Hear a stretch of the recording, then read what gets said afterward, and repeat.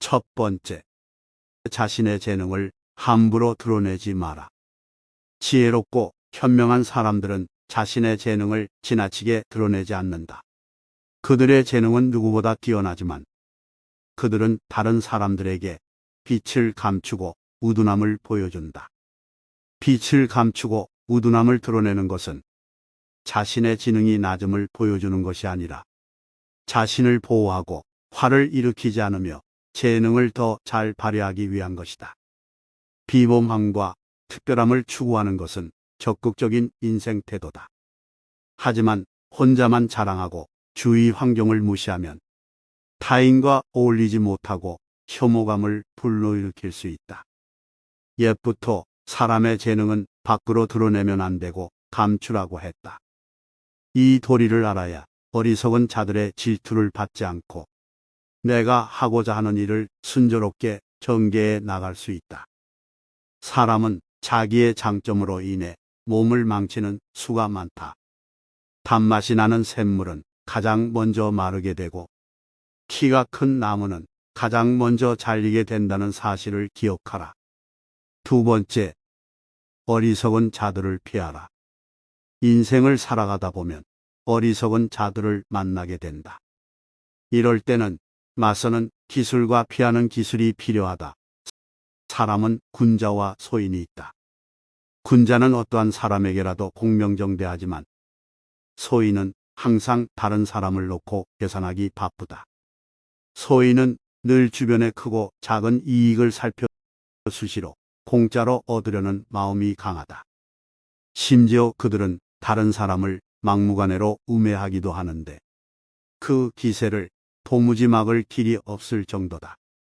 그러므로 소인과 교제할 때는 신중해야 하며 굳이 이들을 건드리기보다는 피하는 편이 낫다. 옛 현인들은 군자의 미움을 살지언정 소인의 미움은 절대 사지 말라고 했다.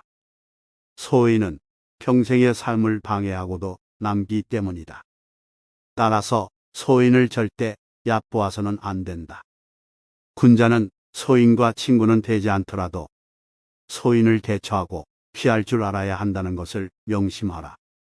실을 붉은 물감에 넣으면 붉게 되고 푸른 물감에 넣으면 푸르게 된다. 사람도 처음 접하는 것에 따라 여러 가지로 변한다. 그러므로 반드시 사람을 사귀는 데는 가려서 해야 한다. 도리를 돈독하게 지키지 못하며 사물을 널리 분별하지 못하며 옳고 그름을 살피어 분간하지 못하는 자는 더불어 어울릴 사람이 되지 못한다. 세 번째, 때와 장소를 가릴 줄 알아야 한다. 지혜로운 사람은 때와 장소, 사람을 가릴 줄 아는 법이다. 영리한 사람과 영리한 척하는 사람은 다르다. 영리한 사람은 자신의 영리함을 깊숙이 묻어두고 그것이 꼭 필요할 때만 사용하는 반면 영리한 척하는 사람은 다른 사람을 모함하는 것을 재주로 여기고 시시때때로 사용하다가 자신이 판 함정에 스스로 빠지곤 한다. 사실 영리함은 우리에게 주어진 재산이다. 중요한 것은 이 재산을 어디에 어떻게 이용할 것인가의 문제다. 얄팍하게 잔재주를 부리다가는 결국 언젠가 화를 부르기 십상이다. 지혜로운 사람은 훌륭한 재산인 영리함을 때와 장소, 사람을 가려 발휘할 줄 아는 사람이다. 네 번째, 겸허한 마음을 갖고 바라봐야 한다. 지혜로운 자들은 항상 겸허한 태도로 마음을 연다. 결코 자만하지 말고 겸허하며 다른 사람의 비평을 기꺼이 받아들이고 자기 잘못을 바로잡아서 넓은 마음으로 타인의 장점을 흡수해야만 자신의 장점을 더욱 향상시킬 수 있다고 말한다. 사실 이것은 말로 하는 것은 쉬워도 직접 실천에 옮기기는 어려운 동목이다. 그러나 이 점을 명심하라.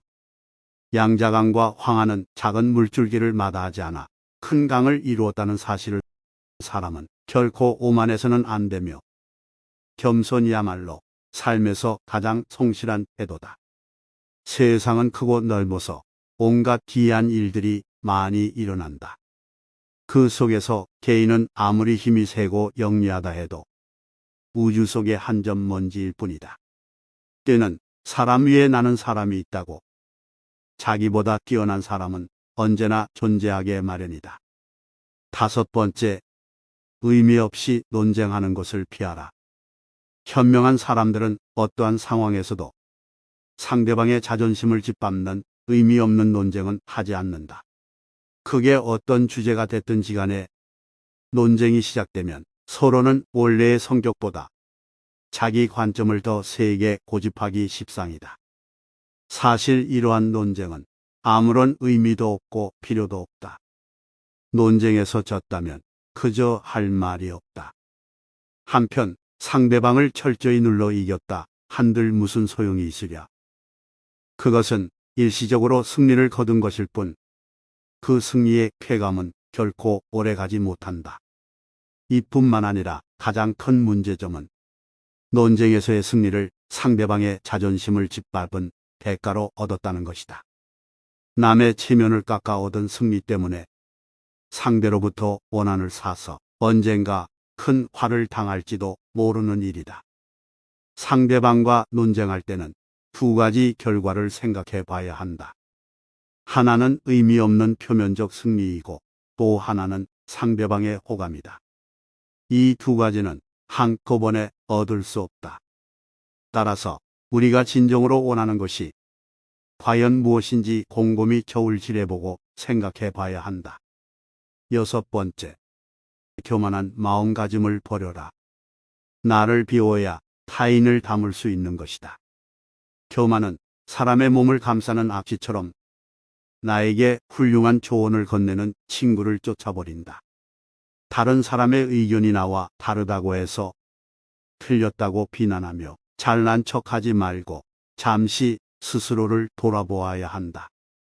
그래야 마음을 비우고 더 성숙해질 수 있다. 비워야 다른 사람을 담을 수 있고 교만하면 자기 외에는 아무도 담을 수 없다. 생활 속에서 우리는 늘 무의식적으로 물이 가득 찬 컵으로 변해버린다. 그러나 자만을 내려놓고 마음을 비운 채 다른 사람을 따라 배운다면 우리가 모르는 많은 것들을 발견하게 될 것이다. 겸손에는 두 가지가 있다. 지위가 낮거나 능력이 부족할 때 겸손한 것은 절대로 대단한 일이 아니다. 어떤 일에서 성과를 얻고 지위가 있음에도 다른 사람에게 칭찬을 받을 때 겸손한 것이야말로 사람들의 존경을 받는 진정한 겸손이다. 일곱 번째, 아첨하는 사람과는 서서히 거리를 두어라. 지혜로운 사람들의 특징을 살펴보면 그들은 아첨하는 사람을 곁에 두지 않는다. 아첨하는 자들이 악인이라는 것은 아니다. 대부분의 사람들은 가정이나 사회에서 다른 사람의 노여움을 사지 않으려고 한다. 그 때문에 대부분 좋은 말로 남의 기분을 맞춰주려고 하며 듣기 싫은 말을 해서 남에게 미움을 사는 것을 꺼려한다. 그렇기에 인간의 당연한 본성일 뿐 좋은 말을 하는 것이 결코 나쁜 일은 아니다. 다만 문제는 친구 입장에서 듣기 좋은 말만 한다면 그것은 친구의 의무를 다하지 않는 것이다. 즉, 결점이 있는 줄 뻔히 알면서도 듣기 좋은 얘기만 하느라 결점에 대해 입을 다문다면 그것은 진정한 친구라고 할 수 없다는 것이다. 만일 결점마저도 칭찬하는 사람이 있다면 그것은 다른 속셈이 있어서일 것이다. 평소에 진정한 마음으로 당신을 책망하고 꾸짖는 사람이 있다면 그가 바로 인생의 스승이자 진정한 친구일 것이다.